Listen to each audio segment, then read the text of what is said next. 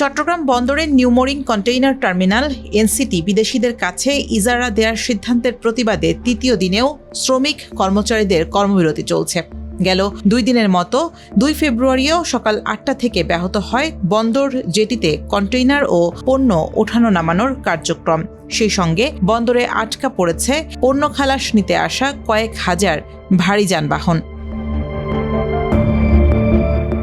এর মধ্যে আগামীকাল মঙ্গলবার সকাল 8টা থেকে ফের টানা 24 ঘন্টার কর্মবিরতি পালনের ঘোষণা দিয়েছে বন্দর রক্ষা সংগ্রাম ঐক্য পরিষদের নেতারা। পাশাপাশি বন্দর ও বিডা চেয়ারম্যানের অপসারণের দাবি করেছেন তারা। সোমবার দুপুর 12:30টার দিকে বন্দর ভবনের সামনে এক প্রেস ব্রিফিংয়ে এই ঘোষণা দেন নেতারা। এ সময় তারা অভিযোগ করে বলেন, শ্রমিক কর্মচারীদের স্বতঃস্ফূর্ত কর্মবিরতিকে প্রশাসন নিপীড়নমূলক আচরণ করে একের পর এক বদলির আদেশ দিচ্ছেন। আমি এবং আমার সহযোদ্ধা জনাব ইব্রাহিম খোকনকে পানগাঁতে ট্রান্সফার করা হয়। পানগাঁতে ট্রান্সফার করার একটা নিয়ম হচ্ছে, যদি শহর থেকে শহরে ট্রান্সফার করা হয় তাহলে কমপক্ষে 7 দিন সময় দিতে হয়। কিন্তু এই অথর্ব চেয়ারম্যান চট্টগ্রাম এবং পরিচালক প্রশাসন মাত্র 24 ঘন্টা নোটিশ দিয়ে আমাকে আমার 16 জন সহযোদ্ধাকে চট্টগ্রাম বন্দর থেকে পানগাঁতে চলে যাওয়ার জন্য প্রেশারাইজড করতেছে।